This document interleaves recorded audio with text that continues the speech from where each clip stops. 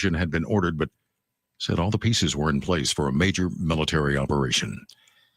Ontario's premier has declared a state of emergency in reaction to the truck blockades in Ottawa and at the U.S. border. Please go home. Ontario Premier Doug Ford says he's pushing for a crackdown on protesters who refuse to leave that would make it illegal and punishable to block and impede the movement of goods, people, and services along critical infrastructure. Ford defends Canada's COVID-19 policies, saying they've saved lives, and he says at this point, protesters are trying to force a political agenda. Your right to make a political statement does not outweigh the rights of 1 million people in Ottawa.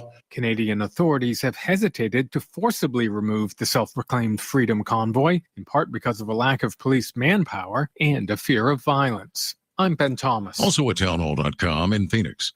Police Sergeant Andy Williams says officers responding to a 911 call about a woman having been shot. When the first officer arrived on scene, he approached the home to help. He was actually invited inside by the suspect, an adult male. As he approached the doorway, the suspect ambushed him with a gun and shot him several times. In all, 5 officers shot, including 4 who were wounded while trying to take the baby to safety. 4 more officers injured by shrapnel, all expected to survive. The suspect found dead inside the house. Stocks finishing sharply lower today. The Dow was off 482 points. More at townhall.com. Tell me why. I would like to personally invite you out to the Blue Family Fund Casino Night. An evening of all your favorite casino games, next level auction items, great music, and an open bar.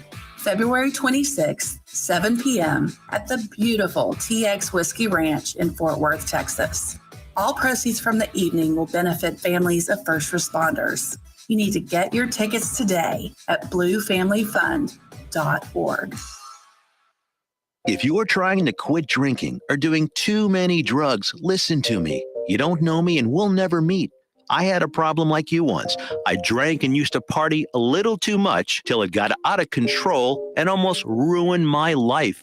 I realized I needed help to fix my problem before it totally destroyed me. If you've tried to fix your drinking and drug problem and you know you can't do it alone, you need to call the National Treatment Advisors. They'll immerse you into a 30-day program to replace your old habits with new habits and totally change your life. And if you have PPO private health insurance, the entire program may be covered. Fix your problem right now before it gets any worse. Get clean. Call now and learn more. 877-247-1581. 877-247-1581. 877-247-1581. Fast Track Student Loans can get your student loans out of default, stop any wage garnishments, stop collection calls, and stop seizure of your tax refund. Give yourself a break. Stop the stress and get your student loan payments down to as little as $25 a month based on what you can afford to pay. 800-709-4395. 800-709-4395. 800-709-4395. 800-709-4395.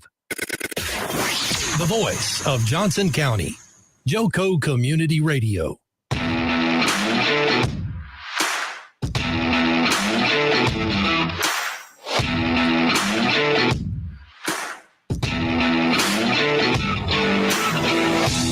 Well, fellas, here we go. We are Mifa Live after the whistle. Got the tunes playing in the background. Super Bowl weekend. And where one NFL is ending, Pee Wee football is starting. Goodness gracious. Well, I want to welcome everybody to the show. First annual Mifa Live after the whistle. I cannot tell you guys how excited I am about this show and who we have here. I'll introduce all of our guests here in a second. Listen, if you are online with us right now, if you're watching, drop an L for live. If you happen to watch this later on a replay, drop an R for a replay. We want to be able to talk and communicate and chat with you. And trust me, we can see what you are typing. So we're excited to have you. And you know what? First show, we got to have the MIFA executive board here, right? We can't go MIFA live after the whistle without having the executive board. So before I get talking and going, I'll introduce myself real quick. My name is Michael Moore. I have the honor and privilege of being able to host this show of a passionate sport that I am really passionate about, which is Pee Wee football and all sports. And I appreciate you guys trusting me to have this ability to host this show and get information out to our parents. And honestly, I'm ecstatic at the growth. I have to share this before you guys introduce yourself. We had 1,000 views from the first show that was the promo show. I saw that. Are you kidding me? Yeah, it was pretty good. Like, I mean, like, might as well just sign us up for like Fox Sports, right? Like, let's go ahead and get the TV deal inked, Rob. Let's get it done. Yeah. Anyway, please, I'm going to start here to my right. Introduce yourself. Tell your position on the board. Rob, when we get to you, I know we're missing 2 executive board members, so if you would share who they are, we wish that they would be here tonight, but they're already hard at work on some other youth sports stuff. So to my right, take it away, sir. My name is Jack Thomas. I am the vice president of MIFA, and I represent Mineral Wells. I'm Andy Barrett. I'm the rules chairman with MIFA. And I guess that just leaves me. That leaves you. Yeah. My name is Rob Houchin, and I will be the president for MIFA for the 2022 season. And who are the 2 that are not here, and what do they do? We are missing Ronald T. Bell, who is our secretary, and we are missing Monica Castillo, who is our treasurer. Got it. So this is also Pastor Jack, by the way. You know, he didn't say that. And you know, of all people that are having mic issues right now, it's Pastor Jack. You know, the one that talks in the mic every week, right? I mean, we had to adjust his mic if you didn't see that on there already. But all right, so I want to run down the members of MIFA, and then I want to talk about how it got started, because you know, this is 1,000 views, all that stuff. But when I had a chance to promo the show the other day, when I started just giving the 30,000 foot overview of it, the people I was with, they were shocked about it. And they were shocked to learn that this is fairly a new league, even though it's rich in many, many years of experience. So the members of MIFA, the Alito Bearcats, the Hazel Hornets, the Brock Eagles, Burleson Elks, Cleburne Yellow Jackets, Crowley Eagles, Decatur Eagles, the Eaton Eagles, the Everman Bulldogs, the Glen Rose Tigers, Granbury Pirates, Joshua Owls, Midlothian Panthers, the Mineral Wells Rams, Springtown Porcupines, the Weatherford Kangaroos, the White Settlement Cubs, and is it okay to say now? It is. The Mansfield Tigers has joined MIFA as of, I guess, this past week or today. I seen that as we walked in. So already breaking news that you're getting here. So I'm going to start with Rob and Andy, because I know you were on the first board, the original board. How was MIFA started? Like, what's the vision behind it? I mean, we're talking 2,000 or 3,000 kids, right? I mean, that's not something you put together overnight. Right. So basically over the years of being part of Brazos Valley, and Rob and I have been a part of Brazos Valley for a really long time, every off season, not just with that league, but with every league, it's almost like free agency, and everybody's calling everybody else and trying to recruit organizations to bolster their league. So, you know, it had been about a decade of us doing that. And Rob and I got together and talked about, you know, what about something bigger? What about, instead of trying to tear another league apart, let's try to build by combining leagues. So we sought out other leagues that were similar to what we already had at Brazos Valley. And we were able to find a good fit, which was North Central Texas. And we sat down with them and talked about, you know, some of the things. And, you know, Rob was a big part of this process in coming up with basically the mindset of, let's come up with some common ground. Because what was the difference between all these different leagues? So there was different divisions, there was different ways that the kids were grouped together, and some different rules. But most of the rules were, you know, things that weren't worth not getting together over, you know, 2-point conversion rules and, you know, minimum play rules and, you know, residency rules and stuff like that. So, you know, we hashed it out and we came up with an agreement, and that's how MIFA began. Now, I will say that at first, I think a big problem we had to overcome was that we were Brazos Valley. At first, we were Brazos Valley. Rob and I were coming from Brazos Valley, and it was, you know, we've been around forever. We're not giving up Brazos Valley. You guys need to join us, and we'll all become Brazos Valley. And, Of course, they had a similar mindset. No, you guys need to join us, and we'll all become North Central Texas. And that's where we finally came up with, let's start something new and fresh. And although it is 2 years old, it really has the history of those two leagues in it, and that's really how it started off. So, Rob, I want to ask you a question, and then I'm going to ping pong this to you, Jack, because you guys came in with Mineral Wells to MIFA. But here's my question to you. A lot of parents, and I'll speak from my experience, when we sign up to play football, we're like, oh, we play for Cleburne, we play for Burleson, we play. Can you explain like what MIFA is? So we're throwing out like North Central Texas, we're throwing out Brazos Valley, but I'll be honest with you, I bet half of our listeners here are like, Brazos who? North Central who? Like, what is MIFA? And explain what these organizations like Burleson and Cleburne and Crowley, who we're actually playing with, because although we are rivals and we go out on the field and we lay it all out on the line and our cheerleaders cheer to their great ability, we're still one big family, right? So explain what these Brazos Valley and North Central Texas is. So essentially, MIFA is a standalone entity now. It's a 501c3. But what we've done is we've changed it up a little bit to allow the towns to be the ones that are going to define the league. So the executive board is appointed by election through the towns, and the executive board are the ones that handle the rules and enforcement and activity throughout the entire league. But the towns actually have all of the say.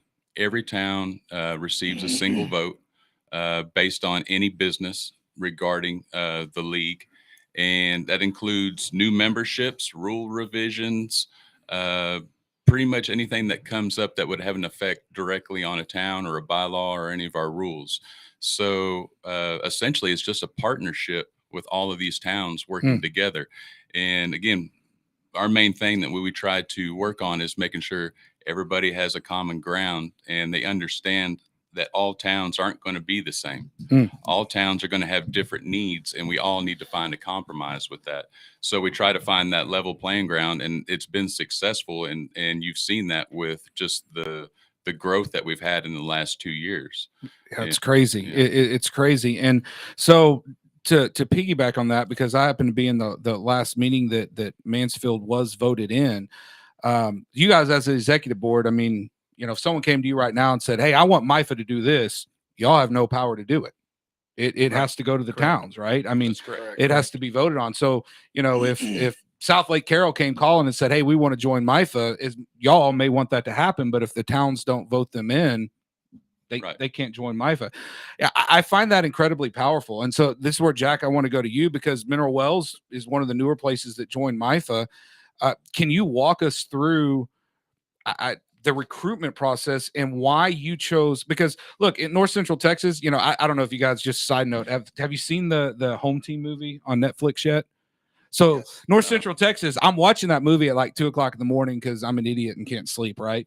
And I'm watching this movie and I'm like, oh, this is kind of funny. And then I see the Springtown Porcupines, the team they're playing. I'm like, wait a second. Yeah. Wait. And I'm like, my wife's sleeping. I'm like, hey, these people are part of us. And not the same colors, but the same. So, yeah. And I'm like, and she's like, what? And then it kept saying like North Central Texas. I was like, holy cow. Like, so this is a big deal. But what was it that drew you and to take your board, right? Because you got to go to your board. You can't just say, hey, Mineral Wells is coming. Right. That you guys decided, you know what, this is the best home for our football and our cheer.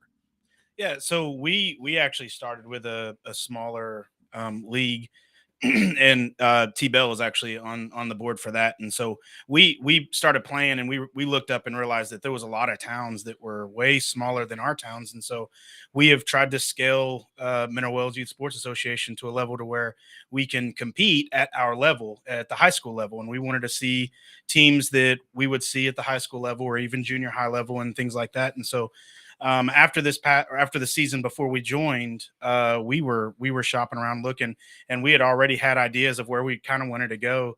But the one thing that MIFA offered that was probably the deal breaker, the thing that really pushed everybody to wanting to do it, is the fact that everybody has a vote. And so I think that it can kind of get really foggy in areas in some leagues, because they'll initially tell you, hey, everybody has their own vote, but then next thing you know, like executive boards are meeting and decisions are being made, and you're like, hey, whoa, nobody asked us. And so now, I mean, we enjoyed where we were at and we had fun, and it was a good league, but there was a lot of really small towns like Toller and Millsap and things like that. And so we wanted to play the spring towns and we wanted to play the Lidos because we believe that if you're not playing competition, then it's going to be really hard to grow and get better if you're just playing, teams at a certain level. Now, that's not to say that we were just like so dominant that we needed to, we outgrew it. I just think number wise, numerically, we were looking for something that had a lot more options, that was growing, something to get a part of. And we actually Skyped, or not Skype, but Zoom. Sorry, yeah. Trying to catch up with that. Was it with you, and then who else? I was in it. Was it Reggie? Was it you? Yeah. That was me. So we actually met up at a place, Zoomed them, because something happened. Normally, we've got this great presentation of why you should join our league and things like that, but it was kind of a weird circumstance, COVID and all this other craziness that was going on. And so but we had already pretty much made our decision. There was just a few questions that we had, and but we made the decision long before we had that meeting. I think that was the final, just kind of like answer a few questions that were unanswered and things like that. But we were extremely impressed at how things were put together, and we were actually looking at North Central Texas like 2 years ago. Before we even did this, we talked with Reggie, and I built a relationship with him 2 years prior to this. And then when we found out that they were merging, it was Mifa and NCT is what we were looking at. And it was like, when we found out that they had merged, it was like, oh, well, that just answered our question. And so it was super easy to come in on this. So I don't want to leave our audience in the dark. So Rob, tell us who Reggie is. And I know there were a couple other board members that were on Mifa last year, and let's fill our audience in, because to your point, the board members are duly elected every single year. And so there have been other people that have been instrumental in building this Mifa when it got going. And, I want our audience to be with us, because we're about to get into the nitty gritty. All the good fluff is over, right? We're about to jump into this. So I don't want names to be going out without our audience knowing. And once again, if you are listening or watching, please drop an L. And if you have questions for the executive board, they are here, and they know that we are going full throttle with this thing. So tell us some of the other people that names that we maybe hear that is associated with Mifa. Right. Yeah. There were several other people that were huge helps in making sure that all this got worked out. From initially, you had Reggie Hill, who's from Azle. He was NCT president, and you had Doug from Alito. Those were, and David were our David initial Nance. David Nance from Alito. Those were our initial contacts, and who had initially set meetings and stuff up. And I think we met a few times and gone through some stuff, and then eventually, that was right before COVID, and we were starting to get everything going, and everyone wanted to keep pushing through. So we set up Zoom meetings and stuff and kept going through rules. And in fact, Rob, I don't want to cut you off, but I literally had COVID and didn't even know it at our first meeting. Well, we were at No Frills. I was really sick for a really long time, and I was You like, probably I can't shouldn't give her say this. you were out in public. This is before anybody knew what COVID was. I feel like he waited for the statute to expire or something right there. It was like January 2020. Nobody was Yeah. talking about COVID then, and No. I was sick, but I was like, Confession I time. can get through this Right. meeting, So all right, Yeah. go ahead, Rob. Yeah, no, I mean, and then we had some meetings, and Bobby Martin, who was our president from Brazos Valley, was a part of it also, and so we'd had several meetings and went through Zoom and just basically worked through the rules, and each I think you had members from each town or each association that was going back and forth when we were having meetings with our towns to make sure that everyone was represented well, and if there's any questions as far as what their feelings would be regarding rule changes and trying to find some middle ground, we were able to get that stuff answered. So, those guys have been there from the beginning. And then Chad was part of the executive board from last year. And he was From also, Alito, correct? Correct. Yeah. Chad Chagrelis from Alito. And let's see.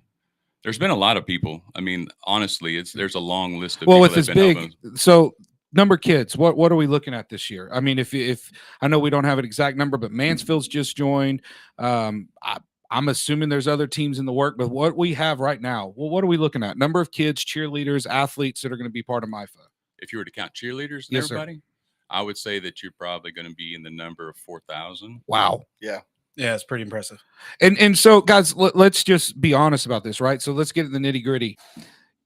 To my knowledge, none of you guys are getting paid to do this, right?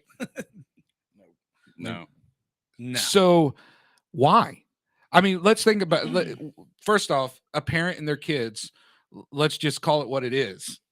That's not the easiest task to deal with, right? But you are pouring your heart and soul, and obviously other past board members. You're setting up a league of competition for people to be able to play. And one of the things that, I've seen from my early age and just, getting to know Rob and Andy and everybody here has years of experience in youth sports. I mean, this isn't like something you woke up 2 years ago and said, oh, let's put together a league, right? Obviously, that years of experience and your passion is what has got us to 4,000. I repeat that number again, 4,000 kids and growing. And I don't know if that's the largest Pee Wee football league in the state of Texas. It has to be close. But why? Like, that's what I think all the parents should hear. Why do you guys do this? You're not getting paid. I mean, pastor, school teacher, Rob's a stay-at-home dad. No, I'm just kidding. Like, I mean, like, why? Why are you guys doing this? I don't know. I guess we're all crazy. I mean, I don't know. For me, I can speak on my behalf. I just, whenever I was kind of approached on all this, executive board stuff and kind of talking about all of it and things getting kicked around. And I just, I realized that, man, there's really something special here. Like I really want to be a part of it. And, I've been on boards after boards after boards after boards. I've been doing 15, 16 years, youth sports and stuff it's just a passion. It's kind of where my whole life turned around really for the positive was whenever I discovered football, at a young age. And so to me, I kind of see that and I kind of feel obligated to kind of give back and try to help be a part of something like that. And so for me, Mifa, it was kind of a no brainer. I was like, man, I really want to be a part of this. And it was actually in a season to where it was perfect timing for me because, I was stepping down as the president of MWYSA. I just felt like we had kind of hit a plateau of growth and I really needed to step out of the way so that it could really reach its potential. And I was kind of in the way of that, but I feel like this is kind of a perfect spot because, with MWYSA, it was all sports. And so I'm a football nut. I love football, everything about it, especially youth. And I've got a 6-year-old and 12-year-old that's coming out and one that's barely coming in. And so there's a long, lot of years left in this. And so I really just want to be a part of something special. And, I've been a part of things where it's a constant beat down being at this position and I get it. But I also see what these guys have done and the guys before them that they've worked with and all that. And I see how much they've poured into it and I don't want it to kind of fall apart. And I don't think that I'm the person that's going to, help make this great, but I will be a part of some people that are doing some really cool things at this level. I would say, well, before I forget, let's remember the original Mineral Wells Ram, Kevin Craig, who was in that Zoom meeting. Yeah. Let's not leave him out. I think he was My defensive mentor, Kevin Craig. That's right. Yeah. He was instrumental in Mineral Wells. He had his Letterman jacket hanging on the door in the background. I know you saw that. So didn't want to let that go by without. But to get back to your question, Mike, I mean, I think we do this for the kids. That's a generic answer, but it's the truth. Yeah, it is. If we don't do this for the parents. I know we've said this many times that in all of these situations that if the parents would just let the kids play football and let the girls cheer and just kind of back off and let the kids have fun, then it would be a lot more fun and a lot less stress on the volunteers. But we're the ones that decide that we want to make it fun for the kids and we want to make sure that they have an opportunity to do that. So in spite of some of the parents getting in the way, and all you parents out there, I mean, it's you take all your time, your free time up on these weekends and take your kids all these sports and stuff. Let them have fun. Yeah, that's good. Yeah. I mean, it kind of goes back to my childhood with me. It kind of reminds me of, when my parents would share memories like with my grandparents or with friends and stuff like that, if we were at a gathering and just remembering, having those memories, and then you're like, well, if I get into this position, I want to take that to another level and give these kids a different opportunity, and we've been fortunate in the past where kids have gotten to play on the turf at AT&T Stadium, Yeah. hoping that, maybe some of the people that participate, like Victor and stuff, have added a different element that gives kids an opportunity to talk. And it just adds more to that memory when that experience between the kid and his parents and everybody that's there. And so as they're growing up, they'll be able to share it, and then they can share it with their kids, and maybe it leans them into wanting to do the same thing and continuing on a tradition or something, Yeah, and you guys have obviously built a good environment. I mean, Matt Dixon, he said, even though our team lost last year, Mineral Wells treated my Eaton team very well. And that's what it's about: healthy, good, fun competition, right? And you mentioned Victor, and we're going to talk about Victor. We'll give a little tease because I've been accused of being Victor. I know Rob's been accused of being Victor. Nobody has ever seen Victor. Maybe Victor can post if he's watching right now. Maybe he can say hello to everybody so they know it's nobody sitting at this table. But we're going to talk about Victor and the upcoming stuff when we get back from our second segment. But guys, I think what you guys are doing is incredible, right? 4,000 athletes, and y'all are being a little modest. So I'll just say from my dealings that I've had just with the three of you at this table. I know on Andy's situation, there have been hours upon hours, late nights. Same with you. I know from Rob, I know that on my left, Rob, and he's kind of a quiet guy, but I can tell you conversations that I've had and seen about how much he wants to lead this organization and grow it to where it is the biggest and baddest out there. Not in the sense of just competition, but when people recognize and see the cool Mifa logo that you can see on the intro page, that they know, what they're looking at, right? And I think I've said this a lot. I wish every kid that plays in Mifa and every young lady that cheers goes on to be either a professional cheerleader or professional football player. But statistically speaking, that's not going to happen. Very unlikely. Right? I mean, we have a couple of awesome athletes that have come through Mifa, and I hope one day maybe we can get them in here that are playing at the college level, and and I think there's even maybe some at the pro level. I'm not sure. That's either been connected with Brazos Valley or NCT, which is Mifa now. But the reality of it is, at sixth grade, there's going to be a lot of kids that this is the best that they will ever experience. And I think you guys, and this is my shameless plug for Mifa, and this is all you guys are going to get out of me because I told you I'm going to ask you tough questions. I think you guys are underselling for anybody that might be watching right now that wants to put their kid in youth sports, the experience they get. Because I've been to a couple of Pee Wee football tournaments, and it just made me go, what in the world is happening here? And this is a first-class, first-rate product done all by volunteers, town members that volunteer, that spend, last Sunday, we were almost 4 hours. We were 4 hours in a show, or in a room, and people, we'll just say cussing and discussing some things to make Mifa better. And I feel like that what you guys are doing, I don't want you to undersell it, right? And I know we got a break coming up in a second, but I have to get to this here before we get to the break. So we have all these towns, we have all these places that we play, we have all this competition and all this type of stuff right now. Can it get bigger?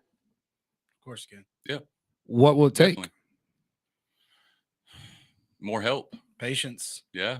Time. So if someone wants to help, like what do they do? For me, I know I was like jumping around, like, cause I was like you, I'm like, dude, how do I get involved in this? Because this just feels right. Like this feels right. And I mean, if someone, and I got to say, Mifa is a non-for-profit organization. Right. I can tell everybody here, one way you can help is please, get in touch with Rob, Andy, anybody on the executive board. If you're a business out there, they do take sponsorships.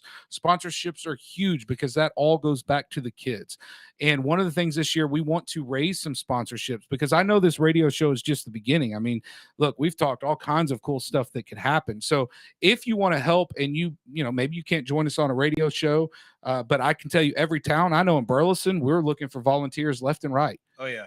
Get in touch with your town reps, Every right? town. Get in touch with your town reps. Yes. If you own a business and maybe you can't coach, maybe you can't be a cheerleader coach, maybe you can't volunteer at the concession stand, donate, right? I mean, it helps, right? Anything that you can do, possibly. I mean, it helps. It goes a long way with the organizations that I know of. Yeah, I mean, that's the one thing that I see that, if I'm being honest, that I feel is missing a little bit of MIFA. And I'm going to call you out, parents, if you're listening. We got to step up. And I'm a parent, so I can say that, right? I'm not on the executive board. I'm a parent. As parents, we've got to step up because the foundation has been laid, right? Rob, Andy, Jack, the people that have come before, the foundation's here. It's a matter of parents stepping up, and this thing could explode. Oh, yeah. Right? It could Definitely, explode. sure. Guys, you're going to stick with us right after the break? Yeah. All right, we'll be back after the break. Thank you guys for listening to MIFA After the Whistle.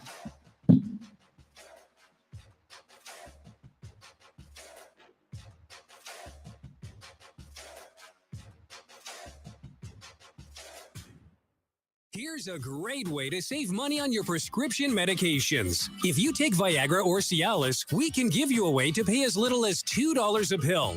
Compare that to prices as high as $60 per tablet. These pills work for men and women to improve their sexual performance. And now for the price of 2 or 3 pills, you can get nearly 100. There's no need to pay expensive prices for Viagra or Cialis. Call now with your prescription and pay as little as $2 a pill. We offer 24/7 service and always free delivery and confidential packaging. Change your life for the better and have fun. Call Pharmacy Shop 24/7 to get generic versions of Viagra or Cialis for as little as $2 a pill, plus free discreet shipping. 800-627-3988. 800-627-3988. 800-627-3988. That's 800-627-3988. Out of deck carpet giving you the blues? Tired of your old dingy and broken tile? Let my friends at the Floor Store in Cleveland, Texas give your home the makeover it deserves. This is Old Taco Joe coming to you for the Floor Store. Whether it's carpet, tile, wood flooring, or real wood laminate, the Floor Store can cover all of your flooring needs. Located at 405 West Henderson Street in Cleveland, Texas, owner Brent Harris can help. Shower tile, tub surrounds, even backsplashes. Give them a call today at 817-641-9444. The Floor Store, they got you covered. When you're hungry for tender brisket or some delicious homemade cobbler, then look no further than Leech Brothers Barbecue, located at 1106 East Henderson, Cleveland, Texas. Leech Brothers has been family-owned and operated since 1950. Take it from me, Taco Joe Orwinski. Todd and his family have been filling my belly breakfast, lunch, and dinner for a long time. Heck, I even have my own booth, open Monday through Saturday, 6 a.m. to 7 p.m. Come see them for dine-in, carry-out, and all your catering needs. You're listening to Joco Community Radio.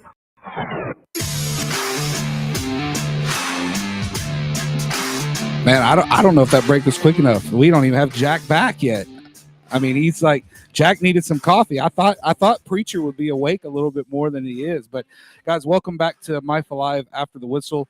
Let me take care of some house cleaning stuff, and we're going to get right back into it. Joco Community Radio is proud to be the voice of Johnson County, Texas, and is live on the Live 360 network on the TuneIn Radio network. To listen, you can tune in at joco.com and download the free app. All of our shows can also be found on any one of your favorite podcast platforms, such as Spotify, iTunes, Amazon, and Spreaker. Check out our lineup and more on jococommunityradio.com. We also would like to thank our sponsors as well. This episode is brought to you by Patriot Claims, making your insurance work for you. If you have any insurance needs, and look, we're getting into storm season, and I'm assuming they handle that type of stuff, reach out to your Texas sales rep, Nona Reed, at 844-TEXAS-HELL. Once again, that is 844-839-4245. And then I also want to thank Versus Sports, uniform and apparel company. If any of you guys out there listening have not got your uniforms yet, 7-on-7, which is approaching, we'll talk about here in a few minutes, or your tackle uniforms, please make sure that you notify Versus, and hopefully they get you guys set up. So house cleaning is done. We're back. If you are online with us, I didn't say this in what we're doing, but if you have a chance, if all of you are listening, if you will go to YouTube and subscribe to Joco Radio, you can actually get alerts of the show, and you can coordinate and talk to us. I can actually see stuff coming in right now, and so you can coordinate with us. So go to YouTube, give the Joco Radio a follow on there, and that way you can talk, because we're going to read some of these here in a second as we get back into the show, and give them a follow. And of course, if you're not following the MIFA Facebook page, the Metroplex Youth Association, you're missing it. So we have some comments I gotta read. Rabid Dog says Rob's gonna need a bigger hat soon. I'm not sure who Rabid Dog is. I don't know what that means. Is that Victor? I have no idea. Colt Urban says, great show, MIFA. Let's keep it rolling. Matt Dickerson says, getting parents to volunteer is almost as hard as coaching 25 kids. Mr. Wayne Ellum says, parents have to understand you get out of youth sports what you put in. And Rabbit Dog says, Matt, say it loud for the folks in the back. And so, guys, if you are watching anywhere, drop an L for live.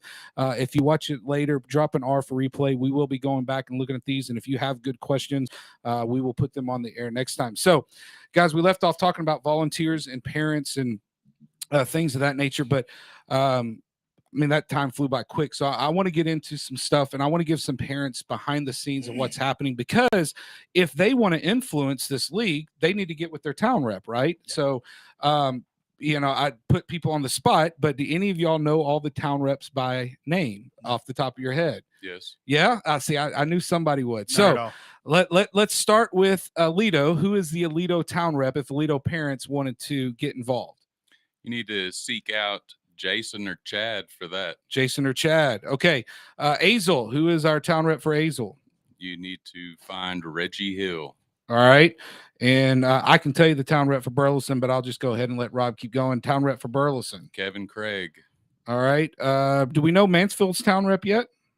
Is that Reggie? It'll be Reggie Pointer. Reggie Pointer. Reggie Pointer. Who's our Mineral Wells town rep? RJ Kaufman, my man. RJ, my man. I like me some RJ. RJ's pretty cool, dude. RJ's a good guy. Pulling up the rest of our folks here. Who is Cleveland Yellow Jackets? That's Wayne. Wayne. What's up, Wayne? Man, no wonder you're making all kinds of comments on there. Yeah, he needs volunteers. He's sitting here. We need volunteers. Yeah. I got you, Wayne. I'm gonna push them. All you Cleveland parents that are listening, go call Wayne. They need some volunteer help. Crowley Eagles.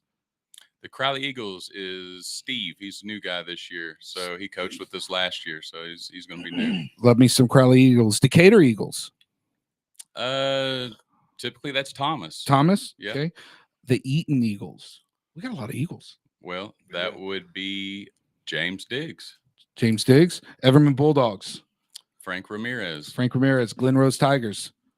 Are they gonna miss Daniel Edgington. Jack's looking at me like they're gonna miss one. They're gonna miss one. Either that or Jack's like, man, I am failing as an executive board member. Me. These guys are they blow my mind. Granbury Pirates. Ross. There you go. Joshua Owls. Marshall. My man Marshall. I like me some Marshall too. Midlothian Panthers. Ricky Yarbrough. Mineral Wells Rams. RJ Kaufman, my man. The Porcupines from Springtown. That'd be Kyle. That's Kyle. We're almost there, fellas. Weatherford Kangaroos. Richard. Oh, I thought that might get them. Weatherford's new. I thought that might get them. White Settlement Cubs. Well, I think you need to find Mr. Fred Coleman for that. Hey, you know what's even Prez is on the spot, bro. Yeah. You know what's even more impressive than that? I had a high school coach. He's now actually the athletic director for Stephenville. And Coach Walmack. We call him Papa Mac. And you could ask him literally any town in the state of Texas, he'll tell you that mascot. He's never, probably one of the most impressive things. I had him in speech class. And one of my most favorite coaches, him and Coach Doty over at Stephenville now, both of them were on staff when I played at Abilene Cooper. But yeah, probably one of the most impressive things I've ever seen. You cannot stump the guy. Like we had maps, we would find random towns, and I don't think there's ever been one that he hasn't been able to get. Super impressive. That reminds me. So here's my mixing. This is going to be what they call a great segue in radio, fellas. You ready for this? This is mixing Pee Wee with the Super Bowl. So you seen the Sean McVay, where I don't know if it's a YouTube video, but they go and ask him about a play he ran. Oh yeah, like 10 years ago, and he's like, yeah, it was like I write Z wing 42. We did this for 14 yards, and people like that amazes me. Like That's why they're where they're at. Yeah, I'll get show pictures sometimes. Like, what? When did that happen? What are you talking about? That's why they're in the Super Bowl. Yeah, that's probably win a state championship. why they're playing in the big thing. So, all right, Andy, rules chairman. Let's talk about rules. I want to talk about the refs first, right? Because, and I'm gonna bring up, there was a pretty controversial play that happened playoff game or to get into the playoffs last year. It was to get in the playoffs. Second round of the playoffs. Second round. That'd be correct. Who were our two teams that we were dealing with? It was Eaton and Alito. So before we get into the play, I want you to talk about the referees. Like, guys, these are not some, and I know as parents, and look, I coach one of the teams. You'll hear me, I've complained to Andy, man, where you get this kid at? Like, he's never, but you're not out just getting Joe Schmoes at referee. Most of these people are calling high school games Friday nights. And guys, reason why MIFA, I'm going to go back to what we ended our last segue, is looking for things of partners to donate and partner with. And look, we'll get you on the radio. And I'll just remind you, our last viewing had over 1,000 views. So you want a big audience, get a hold of these guys, talk about how you can be a sponsor, and we'll get you going. But the reality of it is that you pay these refs. They're not volunteers. These are paid people. Where do they come from? They come from Tasso. These all the officials, as it's called out in our bylaws, are to be Tasso certified officials, which would be the same officials that you'd see officiating high school and JV, junior high games. We use the same officials. Now, what you've heard over the last 2 years is you've been hearing about a shortage of officials because there's been a mass exodus of officials, just hanging it up because of the issues from, I don't want to point fingers at anybody, but obviously, they're saying the things that they hear from the stands. Right. So that's been something that we've been working on, especially the last 2 years, to try to correct and trying to work with seeing about getting the best crews. And not only that, but, working with the teams and the towns to make sure that, we show them the same respect. So, I mean, to get it, we got to give it. So they do get paid. They get paid well, but we expect a lot of those guys in return. Yeah. So, Andy, talk to me about this. These officials don't just show up at games, right? I mean, you guys are already meeting with them, or I know it was mentioned in the last meeting that I was in about having the officials come in before the season starts. Like, tell me how I want people to understand that, look, officials are human. They're going to make mistakes, right? They're going to miss some calls. Some are going to be bigger than others, right? And it is what it is. But I'm glad Rob clarified. These are the same guys that you may see in 5 years calling your son's junior high game or varsity game, right? So you might want to be nice to them, hint, hint.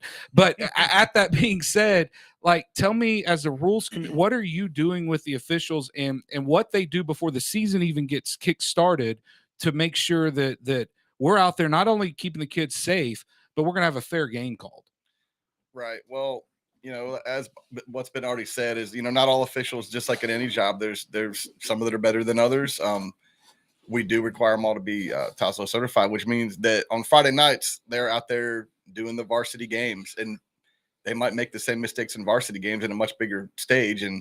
But it doesn't matter to the parents in the stands. That's their Super Bowl, just like the real Super Bowl out there. And we want a good job to be done by all the officials that are there.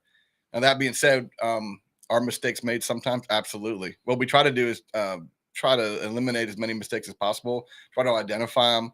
We get, I would say, complaints every week, every single week we get complaints. And we have to wade through those because typically it's the team that lost that has a complaint. And so we have to look at what happened. And the good part about our league is we have film to review. So we can actually look at whatever play was in question, and we can see was a good call made, a bad call, or no call at all. And once we identify these sorts of things, we can also identify the good refs and the bad refs. And if we see an official that's, every single week we get a complaint on the game that they were officiating, and we see that a lot of errors being made, then we can do something about it. And that being said, we also want to reward the good officials by having them at the biggest games, our Super Bowls. We want the very best officials we could get to be rewarded by being at that Super Bowl, and for the participants to be rewarded by getting the best officiating we can provide. So with that said, and I know I've kind of just heard through the grapevine. So the executive board reviews game film. Sometimes, yep. So I'm going to go back to it. And once again, if you're just joining us on Mifa Live After the Whistle, if you guys got questions, we can see them. Please type them in as long as they're appropriate. We will try to get to them today for the executive board. Walk me through in a, not to rehash old memories, but look, you've got one group of kids and like, guys, I told you we're going to be real in this, right? So here comes the nitty gritty. We had Facebook posts. We had, kids upset crying. We had parents upset, and walk me through. I don't want to replay the call because that call's done and gone. There's no point in hashing old wounds, but I would like the audience to know what the executive board did, why decisions were made, and I'd like to give some comfort to, especially me as a parent, that you guys didn't just pick up the phone and call each other and say, yep, here it is, and we're done. So walk us through, kind of give us a highlight of what happened on the play and what the executive board did to come to its determination to uphold or reverse a call in that particular round 2 playoff game. First radio show you want to do this, huh? Hey, bro, I told y'all this is after the whistle. We're rolling, baby. It is after the whistle. So the play in question, I think everybody, most people are familiar with it. It was a first grade game. So we're talking about 6-year-old kids. And in that level, of course, you have coaches on the field. And it was the very last play of the game. And what happened was a play was made where the quarterback takes a snap and runs around the end of the line, runs down the sideline, makes a touchdown. The issue is, there's a couple issues that came up. The number one issue was, okay, it was a false start. The kids weren't set. The coaches were right up against where the players were. So we had a whole bunch of things going on in this play. It wasn't a simple, it was a false start, or the coach wasn't out of the way. There's so many things going on in this one play. That's why it became such a divisive thing. Right. So in the actual game, the official let the play go. Never blew his whistle. And so I guess Eaton was the one that scored, and Eaton wins the game. Of course, everybody's, throwing their hands up like, what's going on here? Because the officials were right up. The coaches were right up against the line. And that's what made it such a tough call, because when, as the adults and the ones that have been doing this a while and looking at it, and having coached at that level with those young kids, I know this. If it were a game with older kids, I don't think this play would ever happen. But the kids were so young, and they were so influenced by the adults who were actually on the field, that they were, in my opinion, they were conditioned to where the play doesn't start until the coaches back up, because that's what's been happening the entire year. But on this particular play, they didn't. So I feel that, a lot of, in one sense, the kids weren't aware that we were supposed to start playing football. Well, when the ball moves, you move, we all teach that, but for 6-year-olds, they're looking at adults, for direction. And so here's the problem. We want to support our officials, whatever the play, however it was called on the field, that's we were going to support them when we do every single time. In this particular time, it was a really, really tough call, and everybody had a different opinion. And I would say half the people thought it was called on the field that way. That's the way the game stands. And half the people thought, well, in these circumstances, this wasn't a football thing. This was bigger than that. And so it was influenced too much by the other circumstances. So when we all got together, the decision was really tough, and actually it ended up coming down to not just an executive board decision, but the town representatives are what made the final decision. So I want to pause it right there, and I'm glad you got to that, and I appreciate the recap, because this goes back to what Rob said when the show opened. It wasn't just the executive board; the town reps were involved in that. Correct. So it wasn't just a couple of folks that could or could not be. It was all the towns we've been listed. Right. Maybe 1 or 2 that are new this year, but for the most part, all the towns have been enlisted, and it was brought to them. And for our audience that's listening, this is where I'm going to go back and look. you guys get put in tough positions, coaches get put in tough positions, but that is the beauty of MIFA. That's the beauty of it, right? It's not, you know, 2 or 3 guys up there saying, no, well, you know what, we really like Eaton, or we really like Burleson, or we really like Alito. We're gonna no, that's not what happens, and I can't stress that enough. But look, there's going to be controversy that happens. And that's why I wanted to give, you know, part of this after the whistles, I want to give insight to our parents of what's happening behind the scenes. Because once again, if you parents weren't listening, just hit rewind after the show is over.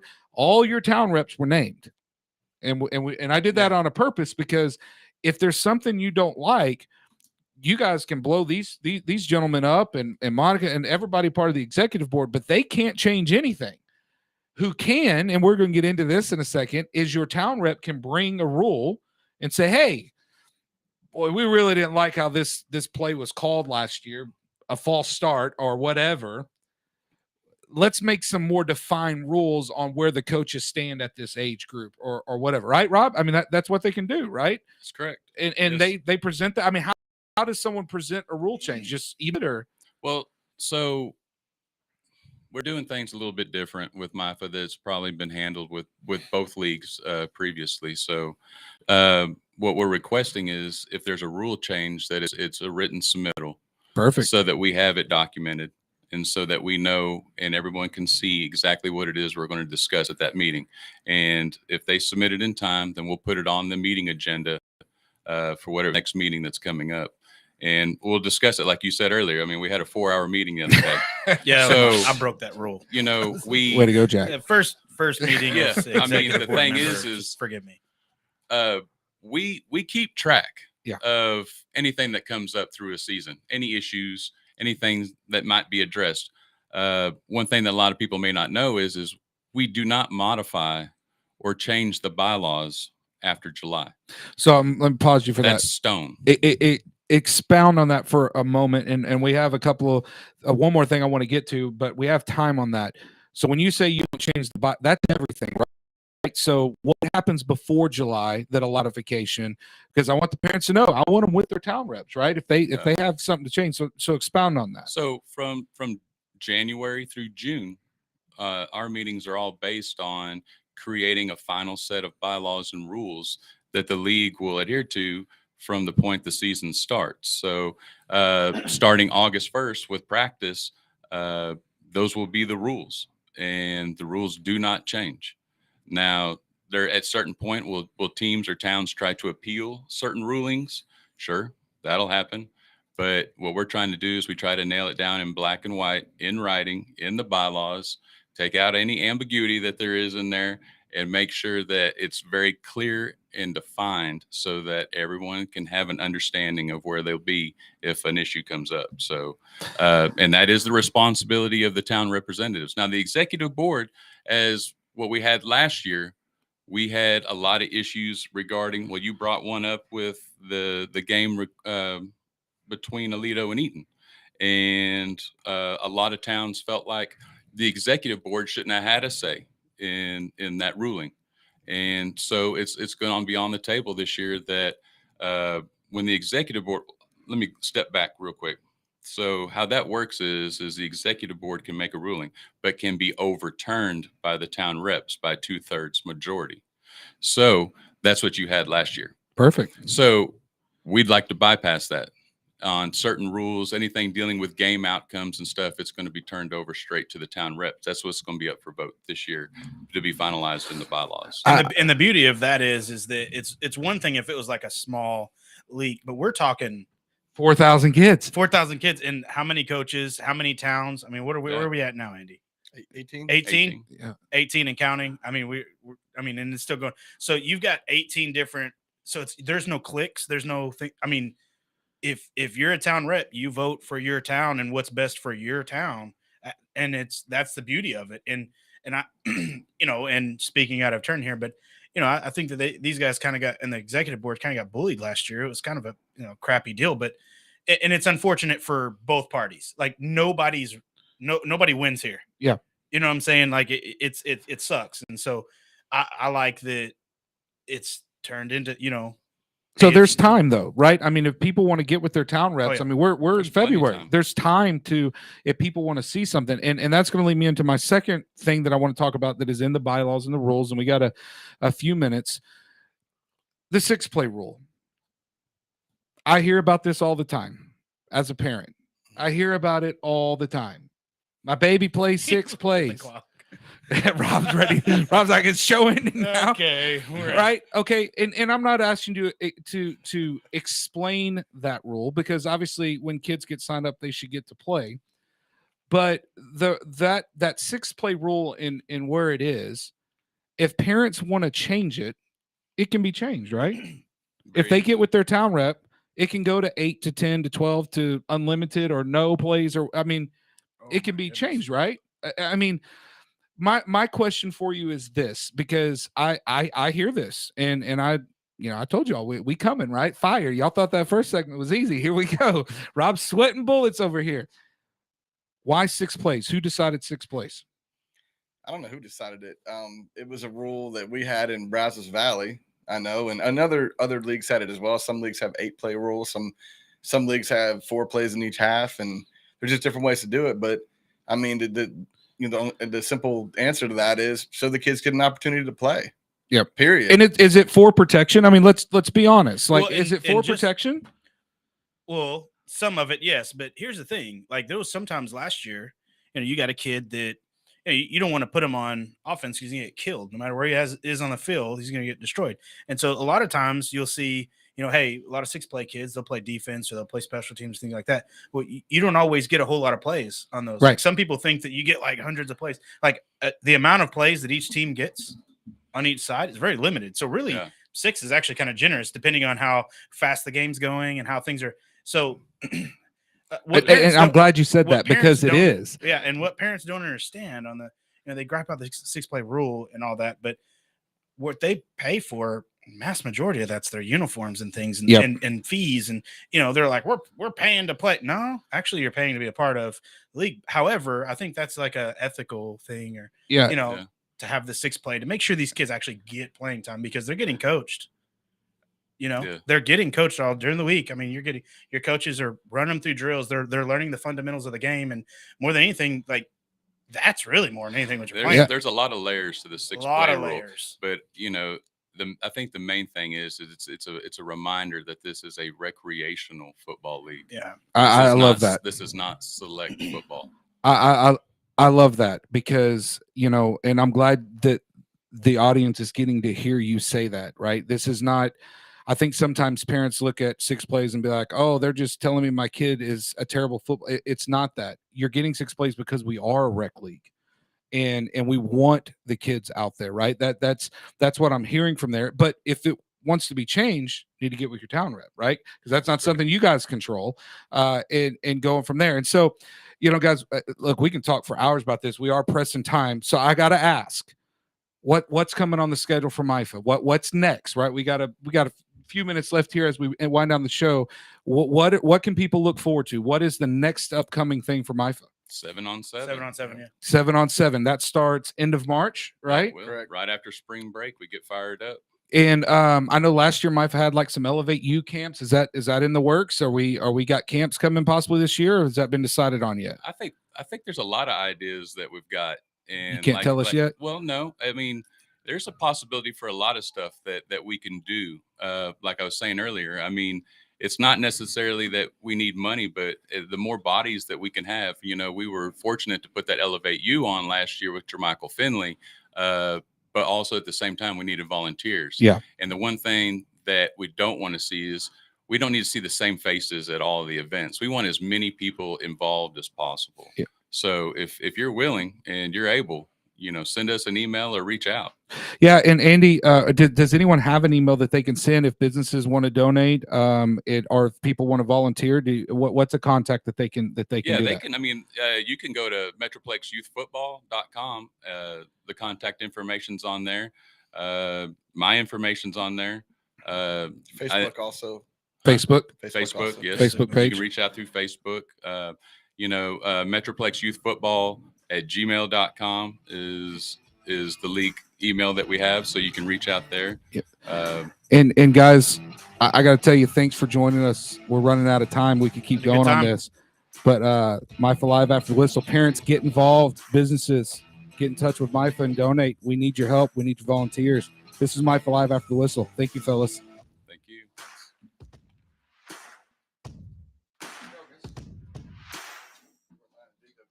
I was like, wait, hold on. We didn't even got into The comment was Marshall. Oh, it's Marshall. He's wrapping We told you an hour goes fast. News this hour from townhall.com. I'm Keith Peters. The Biden administration on Friday escalated its dire warnings about a possible Russian invasion of Ukraine, saying it could take place within days, even as diplomatic efforts to resolve the crisis continued. White House National Security Advisor Jake Sullivan urged all Americans to make arrangements to leave Ukraine. We encourage all American citizens who remain in Ukraine to depart immediately. We want to be crystal clear on this point. Any American in Ukraine should leave as soon as possible, and in any event, in the next 24 to 48 hours.